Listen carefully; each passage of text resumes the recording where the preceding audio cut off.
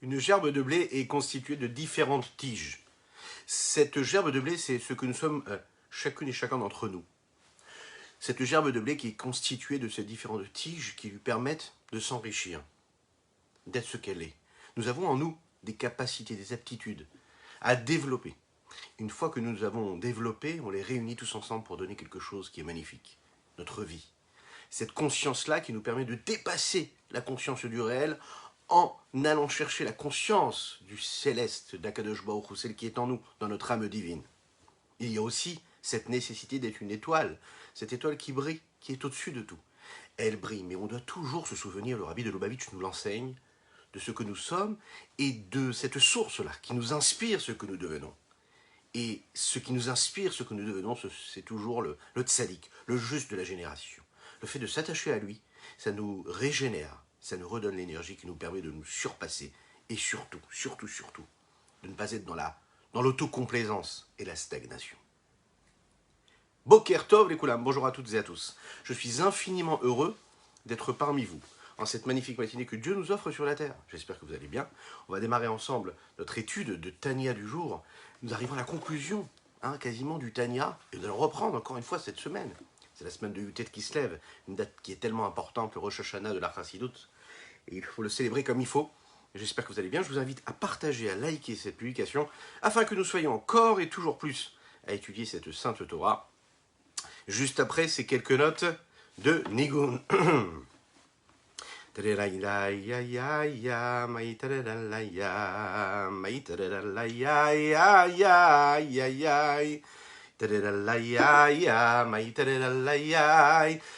Diridam ba ba bam baridam ba bam bam bam bam la ya ya la ya la ya ya ya ya ya la ya ya la ya Hi da da da la ya ya ya ya la ya ya ya ya ya ya la ya ya ya ya ya la ya la ya ya ya ya ya la ya la ya ya ya ya ya la da da di dum dum bam bam bam la ya mam mam mam da ma ma ma da la ya ya ya ya ya ya ya ma da la la ya ya da la ya ya ma da la ya la ya ya ma ya ya da la ya ya ma da la ya ai da ya da la ya ya ya ya ya ya ya ma ya ya ma la ya ya ma la ya ai da la ya ya ya ya ya la ya ma ya ya ya ya ya la ya ma ya ya ya ya ya la ya ya ya ya ya ya ya Ay da da la ya ya ya ya ya ma da la ya ma ya ya ya ya Ay da la ya ma ya ya ya ya ya ya da la ya da la ya da la ya mam mai da la ya ya yo. Boker Tov à ceux qui nous rejoignent, Lechaim à toutes et à tous.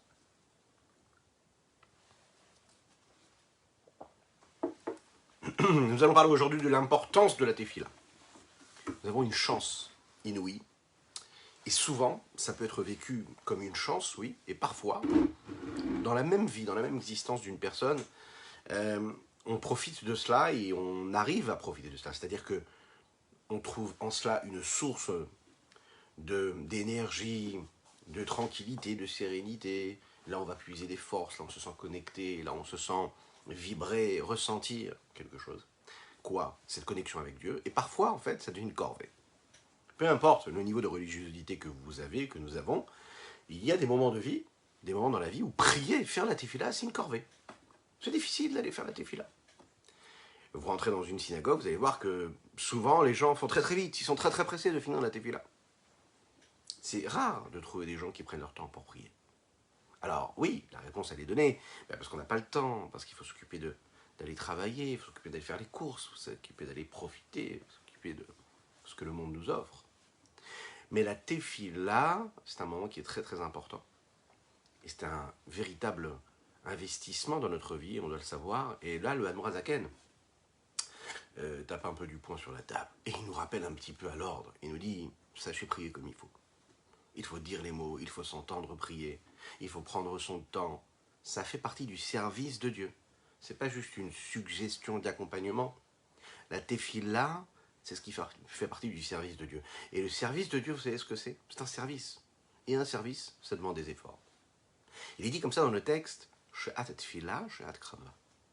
le moment de la tefila, c'est un moment de combat. C'est un combat intérieur, c'est un combat profond, c'est quelque chose qui demande beaucoup d'efforts.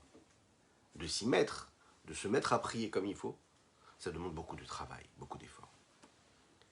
Il parle ici de ces habitudes qu'ont parfois les gens, de faire monter un Shaliach Tzibur. Le Shaliach Tzibur, c'est celui qui est censé représenter le Kahal, la communauté, et qui prie, et qui est censé acquitter le reste du Kahal. Nous allons le voir. Cela ne nous enlève pas l'obligation à chacune et chacun de faire la tefila comme il faut, même si nous avons un Shaliach Tzibur. Donc il demande comme ça au Chassidim de choisir un Shaliach Tzibur qui prenne son temps, qui dise des mots, qui pense à ce qu'il dit, qui parle bien, qui pense bien, et qui fasse la tefila comme il faut. C'est important. Et nous aussi, dans la communauté, on doit aussi faire la tefila comme il faut, peu importe le rythme que le minyan, ce que nous appelons le minyan, c'est-à-dire ce groupe-là de personnes qui prient et qui est là pour faire la tefila. Alors, est-ce qu'on doit suivre le rythme communautaire? Est-ce qu'on doit s'imprégner de la tefila et suivre notre propre rythme? C'est ce que nous allons voir aujourd'hui dans ce texte-là du Admor Hazaken. Il nous dit comme ça, « Ine lotov, lotova ashmoa shamati, vetirgaz bitni, asher amashem ma'avirim elifne ateva, האיש חפץ בחיים ואריכות ימים של כל אנשי שלומנו שבמקדש מעט הזה של אנשי שלומנו. כמאמר הז"ל, 3 הדברים מעריכים באהבה של אדם ואחד מהם המעריך בתפילתו. Le Admor Hazaken, Rabbi Shimon Zalman, il dit « Je ne suis pas très très heureux d'entendre ce que j'entends. Qu'on fasse monter une personne et que ce soit lui qui dirige l'office et que quand ça se passe de cette façon-là et que à cause de cela, à cause de cette tefila, ils ne peuvent pas prier comme il faut. Mais d'un autre côté, quand lui il prie comme il faut, eh bien, il leur apporte énormément de choses, comme par exemple la longévité. Il est dit que celui, c'est ce que nous allons voir tout de suite, celui qui allonge sa tefila, celui qui s'investit dans la tefila qu'il est en train de faire, eh bien, il rajoute de la longévité. Pourquoi? Nous allons le voir tout de suite. La véritable vie, celle qui constitue l'existence de chacune et chacun d'entre nous, cette vie véritable, c'est-à-dire une vie physique, et elle a 2 dimensions. Elle a la dimension réelle, physique, être en bonne santé, les attacher pour chacune et chacun, et parmi eux, notre cher Pinchas Ber Ben Yentel, que je vais lui envoyer une réfouache chez les Mains, Karov, très rapidement. Le Admor Hazaken nous dit, pour arriver à cela, il faut s'investir dans l'approfondissement de notre tefila en réfléchissant, en comprenant, en se concentrant, en fermant les yeux ou pas. Rentrer dans les mots de la tefila, aller dans la profondeur de ce qu'ils veulent dire, réveiller en nous l'amour d'Hachem, la crainte d'Hachem. Et cela, c'est très important. Même celui qui n'a pas beaucoup de temps et que l'heure est assez restreinte pour lui. Celui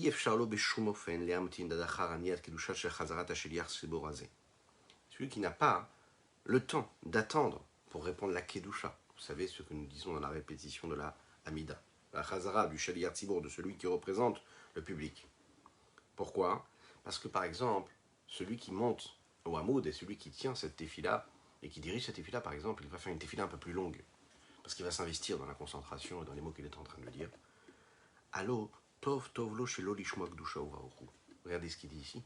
Vaut mieux que cette personne qui est pressée n'entende pas la kedusha, n'écoute pas, ne fasse pas partie de cela et qu'il ne dise pas les mots qu'il devrait dire, mais au moins, il épargne le reste du public de son empressement et de la rapidité qu'il est censé mettre et installer. Il vaut mieux qu'il ne fasse pas de Tefila Betsibour pour que ceux qui peuvent, ceux qui ont l'ambition de prier comme il faut, eh bien, puissent prier comme il faut et ne soient pas embêtés par ces personnes qui ont envie de faire ça rapidement. Rachamana Patre, Akadosh Baruch Hu acquitte celui qui est dans un cas de force majeure. Ça veut dire que si tu es pressé et tu as besoin de partir, va-t'en. Mais n'empresse pas et ne rends pas cette tefila rapide pour tous les autres.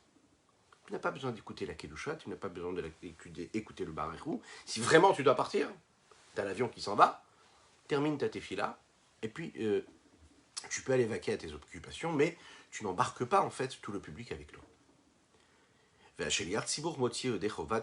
le Shaliar Tzibour, lui, il la quitte d'entendre et d'écouter cette Kedusha ou bien ce Barechou là.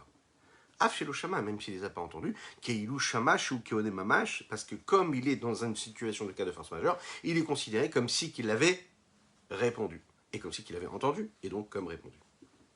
Lechaim, lechaim.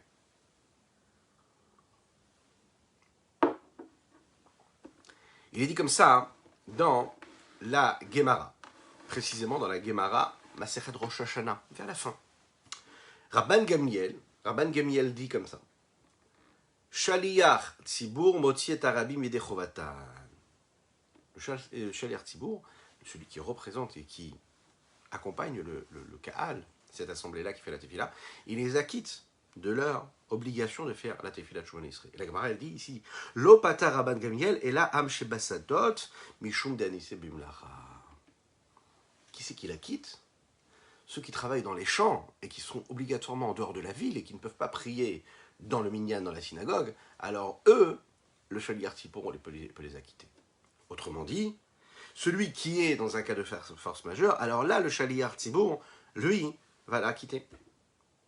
Donc en fait, en réalité, lui ne doit pas se dépêcher de finir vite la tefila pour entendre la Kedusha ou le Barichou, qu'il finisse sa tefila et qu'il aille faire ce qu'il doit faire, il sera acquitté par le Shaliach Tzibour.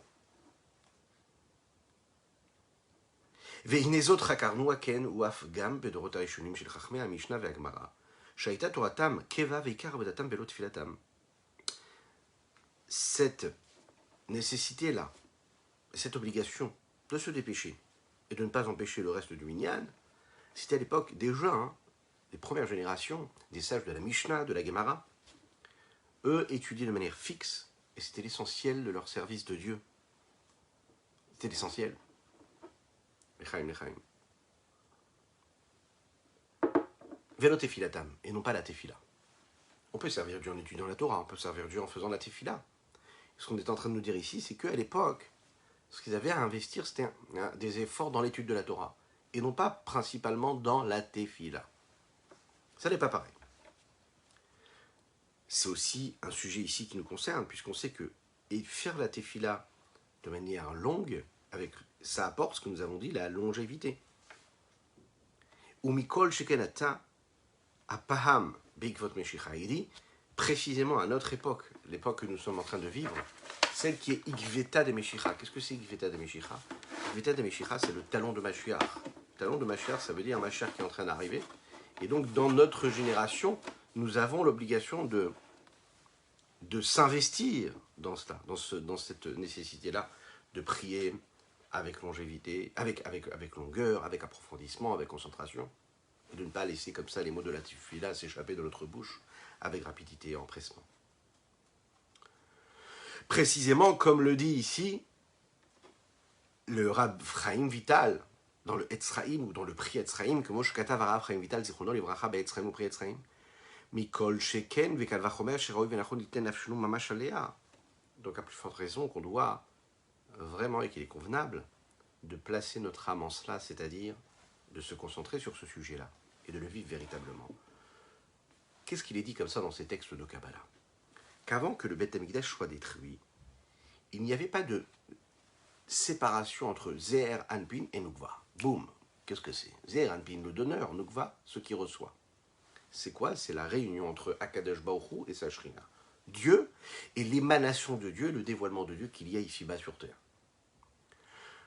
Avant que le Beth Amikdash soit détruit, les deux étaient unis. Depuis que le Beth Amikdash a été détruit, notre travail à nous, c'est de réunir le Zeher Anpin avec Nukva, celui qui donne et celui qui reçoit. Créer cette union-là. Et quoi de mieux que la Tefila pour nous aider à retrouver cette union-là? Comment on doit s'investir dans cela? Comment cela se passe vraiment? Mechaim.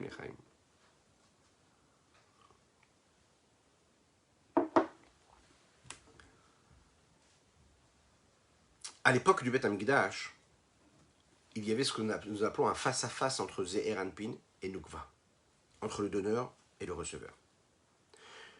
Jamais il n'y avait un détachement de la partie cérébrale qu'ils avaient en eux. Après que le Beth Amikdash ait été détruit, à cause des fautes, ce que nous appelons les Mouchin se sont détachés de Zeher Anpin et de Nukva. C'est la raison pour laquelle on doit prier tous les jours afin de ramener la partie Mouchin cérébrale à sa place et permettre la réunion et la réunification de Zeher Anpin et de Nukva. Mais avant que le Beth Amikdash soit détruit, ils étaient dans un accouplement parfait qui ne cessait jamais d'être ce qu'il est. On n'avait même pas besoin de prier en fait en réalité. Parce qu'il n'y avait pas de manque, parce qu'il n'y avait pas cette nécessité. On n'avait pas besoin de notre tefila pour ramener cette partie mochin dans l'union de Zeher Anpin et de Nukva. Ils étaient parfaits.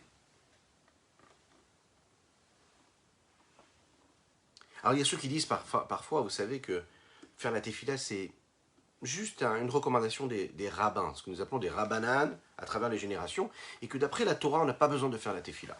Oui, c'est pas marqué clairement dans la Torah qu'on doit faire la tefila, ce qui est totalement faux en réalité. Le Admor Zaken s'exprime comme ça dans une des lettres, c'est rapporté par le Rav Yolekan dans ses commentaires du Tanya, ceux qui disent que la tefila c'est d'après les Chachamim, ce que nous appelons midé rabbanan et non pas d'après la Torah, n'ont jamais vu la lumière de leur vie. Bien sûr que le rite, les mots que nous prononçons dans la tefila, oui, ça a été élaboré par nos grands maîtres, nos sages à travers les générations. Mais l'essentiel et l'essence même de la base de tout, c'est-à-dire de s'attacher avec Dieu, par la tefila, ça c'est bien sûr une obligation midéoraïta de la Torah. Quels mots dire? Comment les dire? C'est les chachamim, les sages à travers les générations.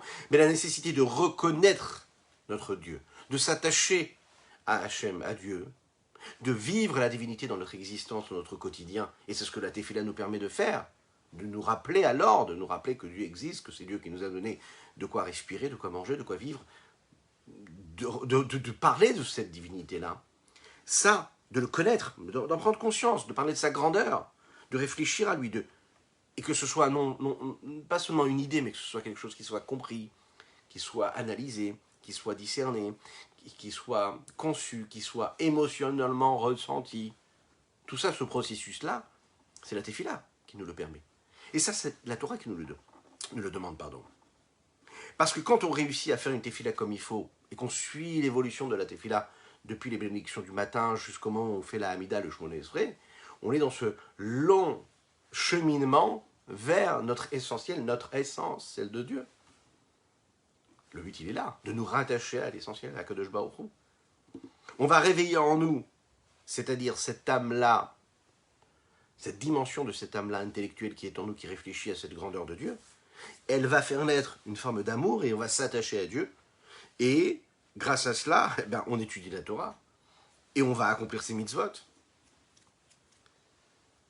Maintenant, comment est-ce qu'on peut réussir tout cela? Comment on va dire, toutes les parties de la Tefila, le Shema Israël, avant, les bénédictions qui sont avant, qui sont après, quand on va les dire avec la bouche, quand on va les dire en s'entendant parler, en prononçant les lettres, en prononçant les mots, en réveillant notre kavana, notre intention, notre direction de pensée. Et peut-être qu'on nous réussirons après à faire ce que nous devons faire. C'est-à-dire nous attacher à Dieu et réunir ce Dieu d'honneur avec cette dimension receveuse qui est la Shrina en nous. Ceux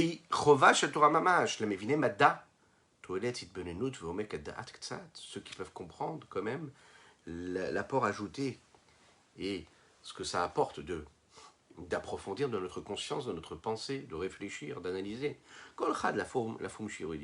Chacun en fonction de sa mesure, de ses capacités. Mais sinon, quand on va mettre et placer les louanges d'Akadosh Baruch Hu à leur place, c'est-à-dire quand on lit le psuké des Imra, tous ces premiers textes qui font partie des Télim d'ailleurs.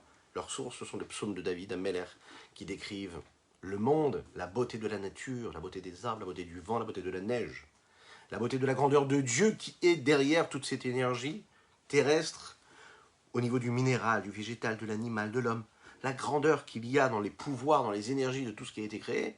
Ça, c'est ce que nous faisons quand nous faisons la tefila. Et graduellement, nous évoluons vers le moment où nous allons faire le schéma Israël, où juste avant, nous parlons des anges, des créatures célestes.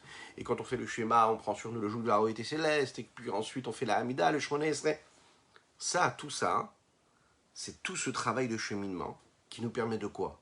Ben de réveiller en nous ce qui est nécessaire pour servir Dieu, à savoir quoi? L'amour de Dieu. Si tu ne rappelles pas à une personne ce qu'elle fait pour toi, ou ce qu'elle est, ou ce que tu as découvert chez elle, ce qui te plaît chez elle, tu ne peux pas lui déclarer ton amour pour elle. Qu'est-ce qui fait qu'on déclare l'amour à une personne? Qu'est-ce qui fait qu'on aime une personne? Qu'est-ce qui fait que cette personne le sente et le ressente et le voit et le conçoit? Ben, c'est quand on est capable de décrire sa grandeur, ce qu'elle apporte à notre vie, la conscience que nous avons de ce qu'elle est, de sa particularité. Oui. Si on n'en parle pas, si on ne réagit pas, ça fait appel en rien en ce qu'elle est. Ça ne la réveille pas, ça ne la révèle pas d'ailleurs. Prouver cet amour, le dire, le ressentir, c'est faire la tefila. Parler de la grandeur de Dieu, parler de la conscience que nous avons de cela. Connaître Dieu, en être conscient, ça fait naître en nous cet amour qui est en nous. Afin de réveiller cet amour qui est caché, qui est voilé dans le cœur de chacune et chacun d'entre nous. Parce que cet amour est là. Parfois n'est pas dévoilé, mais parfois, parfois il est dévoilé. Et quand il est caché, il faut aller le chercher. Et il faut le savoir, que parfois on peut être un juif qui est pratiquant, qui fait la Torah, qui fait les mitzvot, qui fait la tefila tous les jours. Et cet amour pour Akadosh Baruch Hu, il reste caché. On peut prononcer le premier mot de la tefila jusqu'au dernier mot de la tefila. On n'a pas ressenti d'amour. Et malheureusement, parfois, les jours peuvent passer, les semaines peuvent passer, les mois peuvent passer, les années peuvent passer. Et on va faire la tefila de manière mécanique. On n'a pas réveillé cet ahava mesuteret, cet amour caché, voilé qui est en nous. Pourquoi? Parce qu'on l'a laissé s'éteindre petit à petit, sans s'en rendre compte. Sans s'en rendre compte. Donc ça reste cette braise-là qui a en elle un feu ardent, mais il faut souffler dessus pour que ce feu puisse se réchauffer, pour qu'il puisse briller, pour qu'il puisse illuminer, éclairer. La Torah, elle nous a donné la tefila, et la tefila, elle est là pour servir la Torah. Et la tefila, quand elle est faite comme il faut, c'est-à-dire qu'on va réveiller, on va attiser, on va souffler sur cette braise, cet amour que nous avons en nous, alors là, la tefila reprend une place en nous. Et c'est grâce à cela qu'on peut se rendre quitte de la mitzvah, qui elle est une mitzvah, un commandement, une recommandation de la Torah, qui est quoi? D'aimer Hachem. Mais comment tu peux aimer Dieu si tu n'as pas parlé de Dieu? C'est la raison pour laquelle il vient de le dire. Même pour réussir à prier comme il faut faire ce que nous sommes en train de faire maintenant.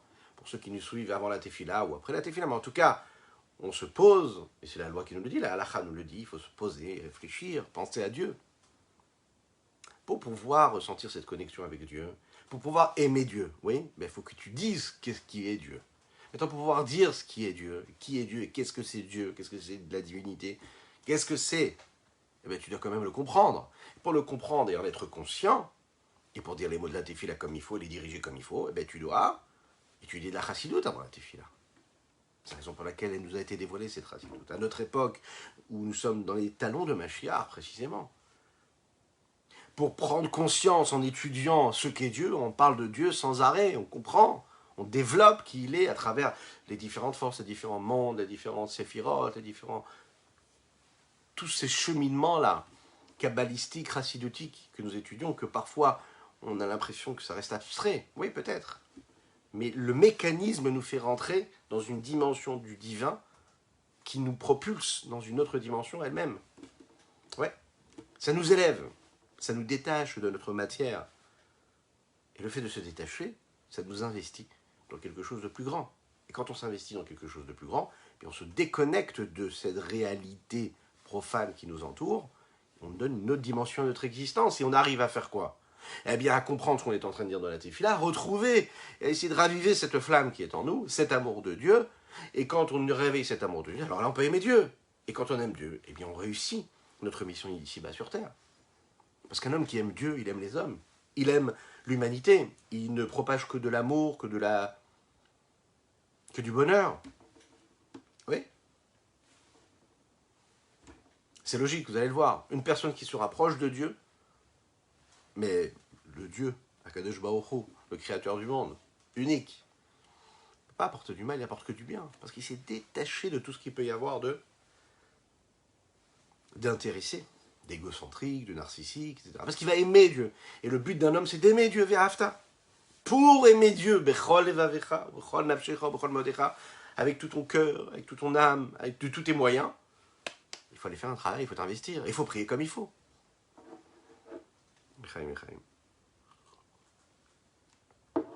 Autrement dit, ce qui est ton problème, c'est ta solution. Tu n'arrives pas à prier comme il faut. Ben c'est parce que tu pries pas comme il faut. Ah, vous allez me dire, c'est très intelligent ce que tu viens de dire. Mais qu'est-ce que ça veut dire? Ça veut dire que pour trouver les forces de prier comme il faut, pour trouver l'amour de la prière, pour trouver l'amour d'Hachem à travers les mots de la Tefila, il faut prier. C'est-à-dire qu'il faut le faire comme il faut. Pas en train de faire autre chose, pas penser à autre chose. Se dire que l'humanité, ma vie, elle s'arrête au moment où je dis les mots de la Tefila. C'est un combat, c'est terrible ce que ça demande comme effort. Mais c'est un mécanisme, c'est des automatismes, c'est une routine que l'on doit installer, qui est une routine qui est revigorée, qui se régénère d'elle-même, qui se nourrit d'elle-même, qui devient une routine, mais en fait une routine de régénérescence. Pourquoi? Parce que quand la tefila est faite comme il faut, elle réveille des forces qui dépassent nos limites. Autrement dit, quand je suis en train de prier, que je n'arrive pas à réveiller cet amour pour Hachem, c'est parce que je ne prie pas comme il faut. Et si je ne prie pas comme il faut, eh bien, je ne peux pas trouver l'énergie qu'il y a dans les mots qu'il y a dans la tefila. Si je me concentre et je dis les mots comme il faut et j'essaie de ressentir en moi cet amour pour Hachem, dévoiler cet amour pour Hachem, alors je fais ce qu'il faut faire. Et là, du coup, j'atteins une dimension qui est au-dessus, qui dépasse les limites de mon ressenti ou de mon intellect. Lechaim.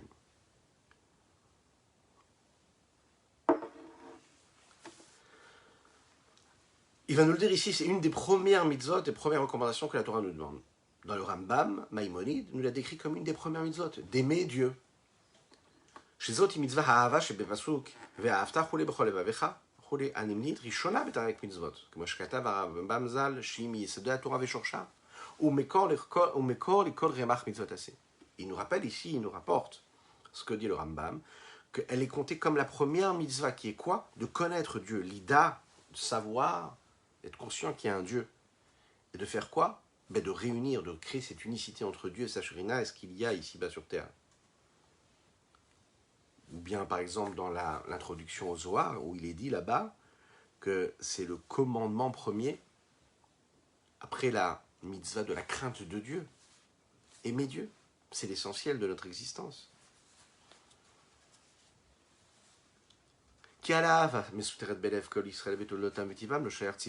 On imagine bien que quand il s'agit de l'amour caché, voilé qu'il y a en chacune et chacun d'entre nous du peuple juif, on ne peut pas dire que Ve'afta, aimer Dieu, ça parle de cet amour-là. Parce que cet amour-là est déjà présent. Comprenez un petit peu la nuance ici qui est rappelée. Quand tu aimes Dieu, oui, tu es dans une démarche, tu fais un effort d'aimer Dieu. Donc si tu es dans une démarche, tu fais un effort, ce n'est pas quelque chose qui est établi en toi. Il y a l'amour qui est caché, qui est voilé, qui est dans chacune et chacun d'entre nous. C'est-à-dire qu'il va se révéler à des moments précis de notre vie. On ne se posait même pas la question. Si on nous demande intellectuellement est-ce qu'on aime Dieu, on va dire non, bah, je remets en question l'existence Razvé Shalom de Dieu. Et pourtant, quand on va nous titiller, hop, on va faire Messirut Nefesh, on va donner sa vie pour Dieu. Pourquoi? Parce qu'on a l'amour de Dieu qui est caché, qui est voilé en nous, qui est dans chacune et chacun d'entre nous. Quand on nous dit Ve'afta, c'est qu'on parle d'un autre amour. On parle de l'amour que toi, tu dois susciter, que tu dois réveiller en toi. Tu ne te suffis pas de cet amour-là qui est caché, mais tu fais un travail. Ve'afta. Tu te lèves et tu vas faire ce que tu dois faire. Tu vas faire un effort pour aimer. C'est une démarche personnelle.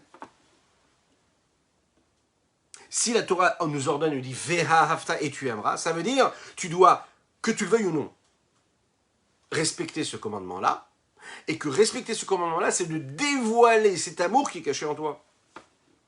On comprend pourquoi maintenant on nous demande de faire Kriyat Shema, de faire des bénédictions avant, le schéma Israël, de faire des bénédictions après le schéma Israël? Pourquoi est-ce que la tefila, elle n'est pas courte? On dit, voilà, Dieu, je t'aime, ça y est. Non. Et on comprend pourquoi est-ce que Minatora, et c'est pas juste comme ça les Chachamim, les sages à travers les générations qui nous ont donné cette recommandation-là de faire le schéma Israël ou de faire la tefila. Non, non, pas du tout. Toute la tefila, elle a été donnée par nos sages pour coller au mieux à la recommandation de la Torah, qui est cette obligation d'aimer Dieu. Et pour aimer Dieu comme il faut et dévoiler cet amour qui est caché en moi, il faut que je fasse toute la tefila et toutes les bénédictions qui sont avant et qui sont après. L'Admorazaken ici va rajouter quelque chose. Mis à part déjà cette valeur ajoutée qu'il y a dans le dévoilement de l'amour de l'âme divine, et que grâce à ça j'arrive à accomplir la mitzvah d'aimer Dieu, il y a quelque chose de plus qu'on gagne quand on dévoile cet amour-là qui était caché. Autrement dit, de ne pas se suffire de cet amour qui est caché et de le dévoiler précisément.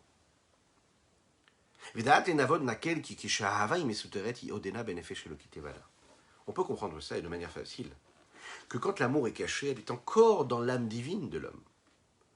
Et quand elle vient à un niveau de dévoilement à travers cette âme vitale que nous avons, alors qu'est-ce qui se passe? Elle se dévoile réellement dans le cœur et dans la partie gauche du cœur précisément. Mais comme Mishkan Nefesh Achionit, c'est l'endroit et l'emplacement de l'âme vitale. Lorsque l'amour qui est ressenti dépasse cet amour-là qui arrive dans l'âme divine et qui est resté caché. Alors, dans l'âme vitale qui est du côté gauche du cœur, il n'y a pas d'amour. Même pas de l'amour caché, voilé. Quand on réveille cet amour et on fait en sorte que cette âme divine-là s'exprime et se dévoile, par ce dévoilement-là, ça impacte et ça influence aussi le côté gauche du cœur, cet espace-là, où dans lequel il y a l'âme vitale. L'âme vitale, c'est l'âme qui pourrait être l'oxygène, celle qui nous permet de penser, d'agir, de parler, et sans nécessairement l'influencer ou la saupoudrer de sainteté. Quand on fait en sorte que l'âme divine s'exprime et vraiment se dévoile, alors à ce moment-là, ça influence et ça éclaire aussi le côté gauche du cœur. Et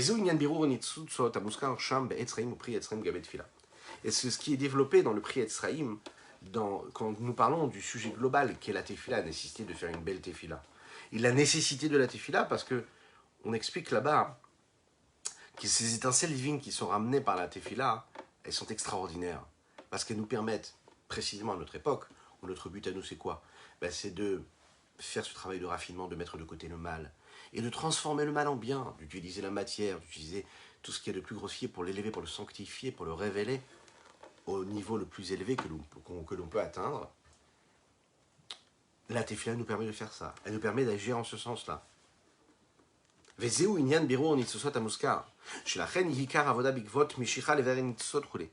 la raison pour laquelle l'essentiel même de notre travail, de notre investissement maintenant qui sommes dans cette période-là des talons de Mashiach, d'arriver à raffiner, à extraire ces étincelles divines.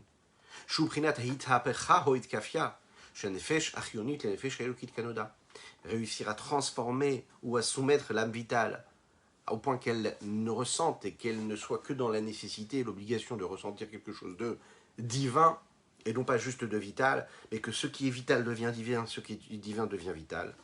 Comme nous le savons, qu'il y a d'âme ou un nefesh, car le sang c'est l'âme. Qu'est-ce que ça veut dire, etc. On sait que le sang se régénère et se renouvelle tous les jours de ce que nous mangeons, de ce que nous buvons. Vegam mitpael venitkan mimalbushim vedirachule. Le sang est aussi impressionné et influencé par ce qu'il voit, ce qu'il ressent, l'endroit où il va habiter, l'endroit, les vêtements qu'il va porter. Quand on fait en sorte que cet amour que nous avons pour les choses du monde et les choses de la vie, cet amour qui se trouve dans la partie gauche de notre cœur, qui est l'expression de cette âme vitale, et qu'on réussit à faire ce travail-là de transformation et de soumission, il se passe quelque chose dans cette âme vitale. Cette âme vitale, elle devient raffinée. Elle ressent du bien, elle ressent du bon, elle ressent de la sainteté. Et quand il y a ce travail de raffinement, alors, tout ce que nous avons consommé, tout ce que nous avons bu, d'où est créé ce sang-là, et par lesquels est créé ce sang, cette énergie que nous avons, ou bien ce que nous allons acheter comme vêtements, de bonnes, de moyennes ou de mauvaises marques, ou bien l'endroit où nous habitons. Alors à ce moment-là, on fera en sorte d'élever en fait toute notre existence. Tout ce qui nous paraît vital et qui n'est pas nécessairement négatif ou mal, mais qui est juste neutre parfois, on réussit vraiment à le mettre du côté du positif et de la sainteté, on l'élève, on le transforme. Ça, c'est cette recherche d'amour que nous mettons en mouvement, qui influence le côté gauche du cœur et de l'âme. Et ça, c'est précisément à notre époque. Machenket Bedorot Arishonim, ce qui n'est pas le cas des premières générations, vous savez, celles de nos grands maîtres de l'époque de la Gemara, de la Mishnah. Shayu Neshamot Aelokit Gedola Erer, ils avaient une âme divine qui était d'une valeur très élevée. Haya Abiru Naase Kerega, Bekriat Shema Levad, ou Bevachot Shelifanea, puisque Dizra Biktra Vukule, Vidaïla Mevin. Les grandes âmes ont la possibilité d'arriver à un amour pour Dieu qui est très très grand. Et donc automatiquement, par cela, à raffiner leur âme vitale qui est du côté gauche. Comment? Avec une légère réflexion. Pas besoin de travailler dur, d'investir dans une tefila qui serait longue, avec beaucoup de concentration, Non, pas du tout. À l'époque, avec peu de mots, avec peu d'investissement, ils arrivaient à atteindre déjà ce travail de raffinement. Maintenant, nous, notre but à nous, c'est pas parce qu'on est à un niveau qui est très très bas, c'est parce qu'on est aussi à un niveau qui est très très haut. Parce que c'est grâce à nous là que Mashiach est en train d'arriver. Et que notre travail, notre investissement, et c'est la raison pour laquelle ça nous paraît difficile, oui, en effet, c'est difficile. Et on a l'impression qu'on est dans une génération où le mal, oui, prédomine, où il est visible, où plus rien ne peut se cacher. Oui, parce qu'en fait, on se rapproche le plus de la vérité. Donc bien sûr que ça nous paraît le plus difficile, ça nous paraît mal. Mais à l'époque, eux, ils n'avaient pas autant de mal, ou en tout cas, ils n'étaient pas autant dévoilés. C'est la raison pour laquelle, très rapidement, ils arrivaient à atteindre cette transformation, de cette soumission du mal, ou de ce qui était vital, en une oxygène qui était une oxygène divine, vécue de cette façon-là, avec un amour assumé pour Dieu. À notre époque, dans l'obscurité dans laquelle nous vivons, nous devons, pour cela, nous investir beaucoup plus dans la concentration, dans une tefila qui prend son temps, prendre son temps jour après jour pour vibrer, pour ressentir, pour faire résonner en nous les lettres et les mots de cette tefila, pour réveiller cet amour pour Hachem. Autrement dit, quand on va dire les mots de manière technique, ok, et que les mots qu'on va dire, on va réussir à les... Vous savez, c'est comme par exemple, parfois on va prier, on n'a même pas la force de dire les mots. On va dire comme ça, juste comme ça, on va bouger les lèvres. Et quand on va essayer de prononcer les lettres et les mots, et les entendre à notre propre oreille, on se tait tout de suite.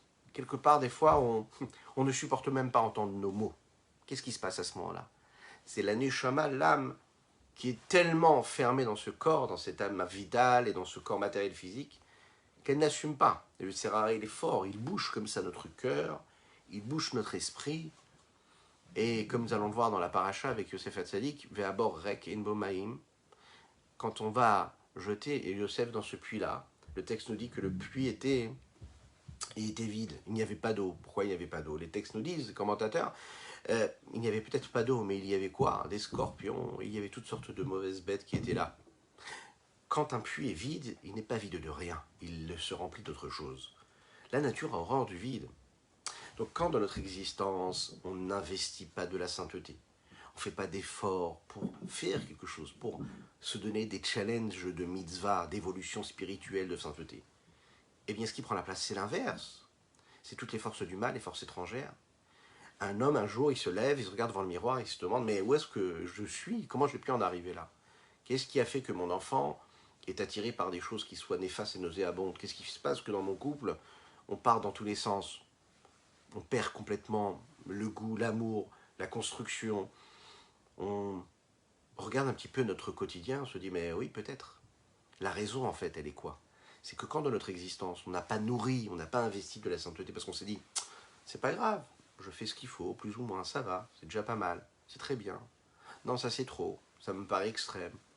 Je peux vivre comme convenablement, être un bon juif sans avoir besoin d'investir plus que ça en la sainteté. Mais quand on s'arrange avec tout cela et qu'on laisse le vide s'installer en nous sans s'en rendre compte d'ailleurs, de parler ici d'un vide spirituel, le vide matériel, on comprend, le réfrigérateur est vide, et bien on se lève pour aller travailler, pour le remplir. Mais quand notre propre réfrigérateur, notre âme, notre cœur, notre cerveau se vide, on n'est pas assez conscient de cela. On ne le voit pas. Ça pourrait être facile si on pouvait juste l'ouvrir comme ça le matin pour savoir ce qui se passe à l'intérieur, pour scanner ce qui se passe dans notre cœur. Là, ce serait plus facile de se dire, oulala, il faut que je fasse une bonne tefila, il faut que je m'assoie pour faire une bonne étude de Torah, il faut que j'investisse dans les mitzvot, que j'aille faire telle ou telle mitzvah, que je regarde un frère juif. Oui, investir dans la sainteté. Bon, mais malheureusement, ça n'est pas le cas. Ou heureusement, parce que Dieu, en fait, il veut nous donner ce libre arbitre. Mais il faut le savoir. Il faut s'investir. Il faut faire un effort, il faut se réveiller.